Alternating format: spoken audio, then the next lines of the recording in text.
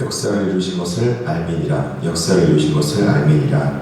느헤미야 6장 15절서부터 7장 4절까지 말씀 나누도록 하겠습니다. 예루살렘 성벽 건축은 정말 놀라운 기적의 완결이 아닐 수 없습니다. 이 성벽의 건축은 단순히 성벽을 건축했다라는 것을 뛰어넘어서 이스라엘 백성들이 공동체를 세우고 또 함께 연합하여서 하나님의 뜻을 이들이 이룩하고 또 언약의 회복을 가졌다는 매우 상징적인 역사입니다. 그리고 수많은 어려움과 또 위협 속에서도 또 내부의 여러 가지 어려움 속에서도 백성들이 하나님의 일들을 이루었다는 그 성취감은 이루 말할 수 없을 것입니다. 하나님께서 이 모든 것들을 해줬을 때 이들이 신학 가운데 이것들을 바라보면서 어떻게 믿음 생활을 해야 될지 귀한 교훈을 발견할 수 있습니다. 오늘 본문 6장 15절은 이렇게 선포합니다. 성경 역사가 52일 만에 엘룰월 25일에 끝남에 그렇게 말합니다. 성경 역사가 엘룰월 52일 만에, 즉 52일 만에 이 성벽이 건축되었다 그렇게 말합니다. 특별히 엘룰월이라고 말하고 있는 이 엘룰월은 6월달을 말합니다. 태양력으로. 그렇기 때문에 이들이 52일 전에 이 성벽 공사를 시작했었을 때는 약 3월이나 4월쯤 되었을 때입니다.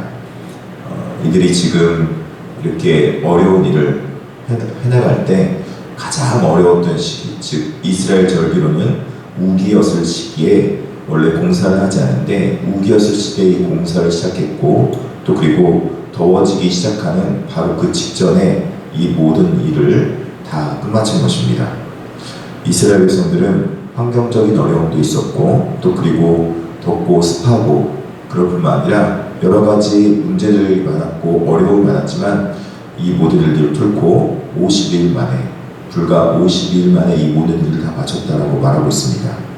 이 모든 일들은 정말 기적 같은 일이고 도저히 불가능한 일이었기 때문에 하나님이 아니고서는 이것들을 설명할 수 없는 것이죠.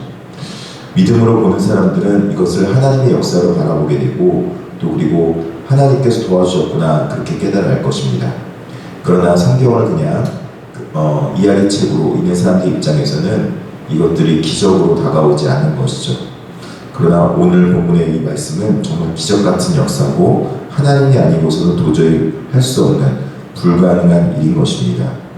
우리는 우리 삶 가운데서 임하는 이 기적 같은 일들을 바라보면서 하나님의 역사이구나 하고 깨닫는 성령의 지혜, 즉 우리 삶을 성령의 조명으로 비춰보아서 하나님의 역사하심과 하나님의 도우심과 하나님의 기적이 우리 삶 가운데서 곳곳에 임한다는 사실을 깨닫고 그것을 느끼며 하나님 앞에 그것들을 고백하고 감사할 수 있는 그런 마음을 가져야 되는 것입니다. 하나님의 놀라운 역사를 경험해야 된다는 것입니다. 깨달아 알아야 된다는 것입니다. 사랑하는 성도 여러분, 여러분은 이 하나님의 놀라운 역사와 하나님의 일하심을 느끼고 또 깨달아 알고 또 그것을 경험하고 있으십니까? 오늘 본문에 놀랍게도 이 하나님의 역사와 기적을 깨달은 사람이 하나님의 사람만 있는 것이 아니라 하나님의 대적들, 즉 이스라엘의 대적들이 그것을 깨달았다는 것을 볼 수 있습니다. 6장 16절에 보니까 우리의 모든 대적과 주에는 이방 조수들이 이를 듣고 다 두려워하여 크게 낙담하였으니, 그러면서 그 뒤편에 그들이 우리의 하나님께서 이 역사를 이루신 것을 알미라 이렇게 말합니다. 이스라엘 대적들이 두려움과 낙담에 빠져있게 되는데 그 두려움과 낙담에 빠졌던 이유는 성벽 공사가 완성되는 것이 도저히 인간의 힘으로는 불가능한 것이었는데 하나님의 역사 가운데 이 모든 일이 이루어졌구나. 이스라엘 백성들이 정말 이 모든 일들을 하나님의 역사로 이루었구나 하는 것을 깨달은 것입니다. 그리고 하나님이 하셨기 때문에 이제 자신들이 어떤 방해와 또 대적과 여러 가지 어려움을 주더라도 이들은 막을 수 없겠구나 하는 것을 깨달아 알게 된 것입니다. 그래서 이들이 지금 두려워하고 낙담하였을 뿐만 아니라 하나님의 역사를 바라보면서 하나님의 일은 아무도 막을 수 없다는 것을 깨달아 알았기 때문에 이들은 지금 하나님을 두려워하며 낙담하게 된 것입니다. 믿지 않은 사람들도 하나님에 대해서 하나님의 일을 바라보며 두려워하고 낙담하며 하나님의 일을 막을 수 없다는 것을 깨달아 알게 된다는 것이죠. 우리 삶에 하나님이 일하기 시작하면은 우리가 할 수 없는 일들이 이루어지며 또 우리가 막을 수 없는 하나님의 놀라운 기적과 이적들이 펼쳐지게 되는 것입니다. 이제 이스라엘 백성들은 믿음의 공동체를 세워야 되는 것입니다. 흔들림 없는 믿음의 공동체를 세우기 위해서 이들이 해나가야 될 것이 있습니다. 6장 17절과 19절입니다. 특별하게 6장 17절에 굉장히 이상한 일이 벌어지는 걸 볼 수 있습니다. 유다의 귀족들 가운데 도비아와 연락하고 있었던 사람이 있습니다. 유다의 귀족들 가운데 여러 번 도비아에게 편지하였고 도비아의 편지도 그들에게 이르렀으니 이렇게 말합니다. 이 도비아라는 사람은 암몬 사람으로서 느헤미야의 대적이 되어서 느헤미야가 성벽 건축할 때 여호가 올라가도 그 성벽이 무너지리라 말했던 그 느헤미야의 반대편에 서 있던 느헤미야의 대적인 것을 알 수 있습니다. 근데 유다의 귀족들은 그들과 내통하지 말아야 되는데 지금 유다의 귀족들이 느헤미야와 내통하면 느헤미야의 말을 도비아에게 전하면서 느헤미야가 어떤 일을 하고 있는지 마치 상세히 보고하듯이 편지가 오갔다 그렇게 말하고 있는 것입니다. 왜 그런지 보니까 도비아의 아들 스가랴의 사위가 되었고 이렇게 말합니다. 도비아가 지금 유다의 귀족들과 친척 관계를 맺어서 지금 이런 일들이 벌어지고 있는 것입니다. 그리고 도비아의 아들 여호하난의 베력의 아들 무슬람의 딸을 아내로 맞이하였으니 이렇게 말하고 있습니다. 이들은 지금 사도 관계를 맺어서 즉 혈연적인 인간관계를 맺어서 이들이 지금 느헤미야의 하는 일들을 본의 아니게 방해하고 있고 또 그리고 느헤미야가 하고 있는 행위를 지금 낱낱이 보고하면서 그 느헤미야의 일들을 일거수일투족을 보고하면서 배신 행위를 하고 있었던 것입니다. 이들이 지금 이렇게 하고 있었던 이유는 바로 하나님의 일을 바라보지 못하고 인간적인 즉 인본주의에 빠져서 자신의 인간적인 이해관계와 안위만을 구하고 있었던 것이죠. 우리는 하나님의 일을 할 때 어떤 일에 방해가 되는 것이 있는데 그것이 무엇이냐면 인본주의적인 인간의 그 이해관계 또 그리고 안위 때문에 해야 될 일들을 못하게 되고 또 하는 일에 있어서 방해꾼이 나도 모르게 되는 경우도 있습니다.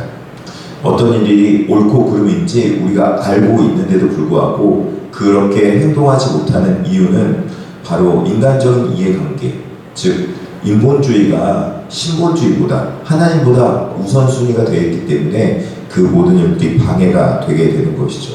오늘 본문은 믿음의 공동체를 세울 때 제거해야 될 인본주의의 모습을 언급하고 있습니다. 이 모든 일에 대해서 하나님께서는 원하지 않으셨고 또 이것들이 방해가 되었다. 성벽 건축이 완성되고 나서 이것들이 방해가 되었다라고 느헤미야서를 통해서 경고하고 있는 것입니다.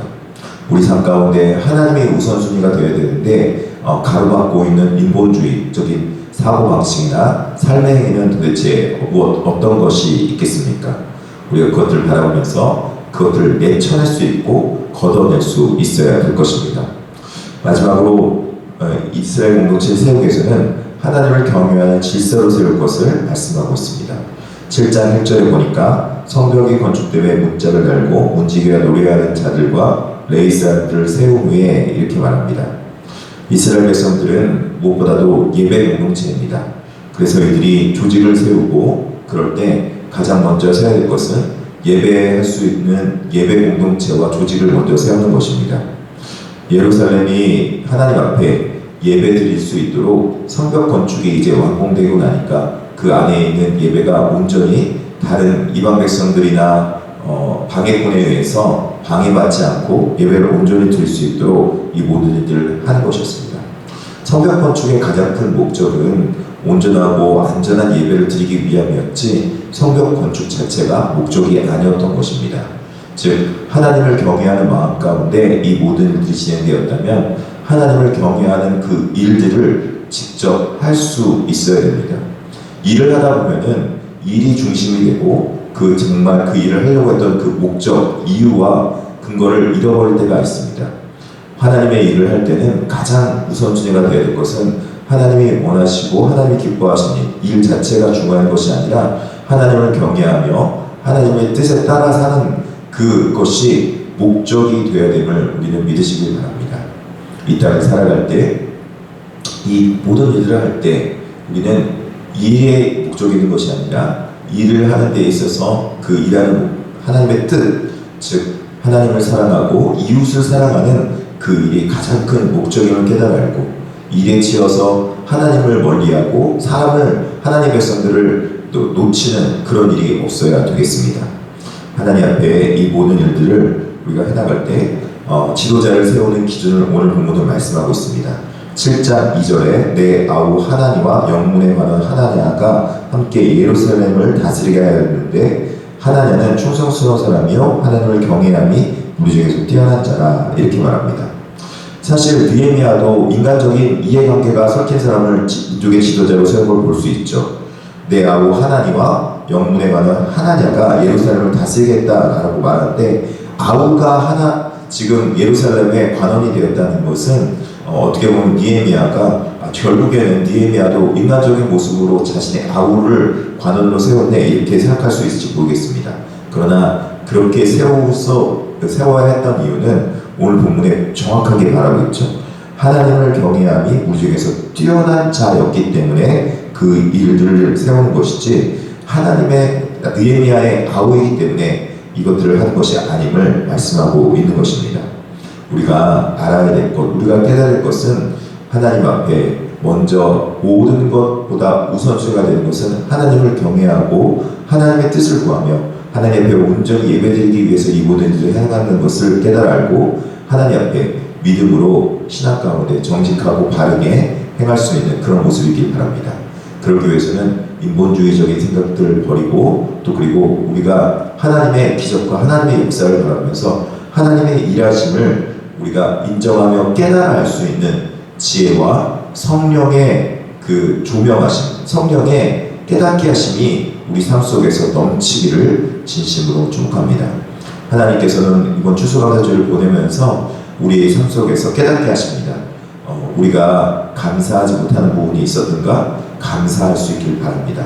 그리고 하나님의 놀라우신 기적을 바라보지 못한 곳이 있었으니까 하나님의 기적을 바라보면서 하나님 앞에 영광 돌릴 수 있기를 진심으로 축원합니다. 기도하시겠습니다. 사랑이 많으시고 은혜가 풍성하신 하나님 아버지 진심으로 감사합니다.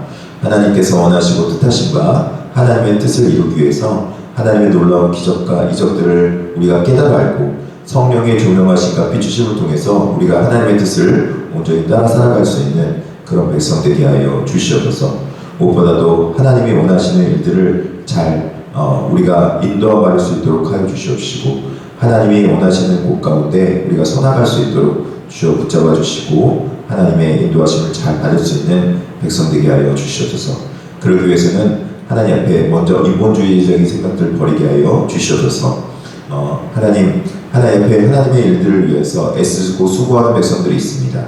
하나님 앞에 애쓰고 수고하는 백성들 아버지 하나님 기억하여 주시고 하나님의 뜻을 이룰 때 필요한 것들 영권과 물권과 건강 주님 앞에 허락받고 주님 앞에 은혜 받고 이 모든 일 감당케 하여 주시옵소서. 감사하며 예수님의 이름으로 기도드립니다. 아멘.